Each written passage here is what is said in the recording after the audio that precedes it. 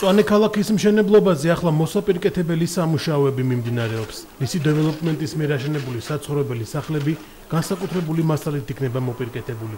პროექტის ავტორებმა სპეციალური აგური, რომელიც თბილისში ჯერ არსად გამოუყენებიათ, ვენეციაში შეიძინეს და მწვანე ქალაქის სახლებისთვის ჩამოიტანეს. ერთი შეხედვით ჩვეულებრივი აგური ქართული წარმოების სამშენებლო მასალისგან ბევრი კომპონენტით განსხვავდება. პირველი განსხვავება მოპირკეთების სპეციფიკაა. იტალიელი სპეციალისტები კედელსა და აგურს შორის სპეციალურ ფენას აკეთებენ. ამ ტექნოლოგიით კი სახლში ზამთარში განსაკუთრებული სითბო ნარჩუნდება. ასეთი მასალით მოპირკეთებული სახლები განსაკუთრებით გამძლე და ხარისხიანია. მაგალითად, ვენეციაში სინესტის გამო ყველა ასეთ აგურს ხმარობს.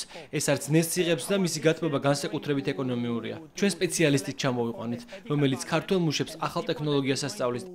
ლისის ტბის მიმდებარე ტერიტორიაზე მშენებარე საცხოვრებელი სახლები პირველი ობიექტია, სადაც მშენებლობა ყველაზე მაღალი ხარისხის მასალით მიმდინარეობს. აღნიშნული მასალები წარმოადგენენ ფოეექტურ მასალებს, რაც საბოლოო ჯამში ლისზე საცხოვრებელი კომპლექტის მომხმარებელს საშუალებას მისცენ დაზოგონ თავიანთი შემოსავლები და ხარჯები ისეთი კომუნალური გადასახადების გადახდის ნაწილში, როგორიც არის თქვათ გაზი და ელექტროენერგია.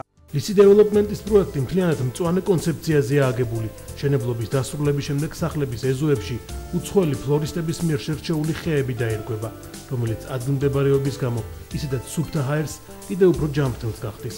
მოხმარებული ელექტროენერგიის დიდი ნაწილი კი მზის ენერგიაზე იქნება დამოკიდებული. ძალიან დიდი მნიშვნელობა ენიჭება ჩვენ პროექტში გამწვანებას.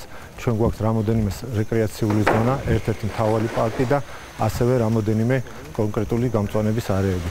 იტალიური აგურით თბილისში სპეციალურად ჩამოიტანეს იმის გამო, რომ მწვანე ქალაქი თბილისის ულამაზეს ხედს გადაყურებს.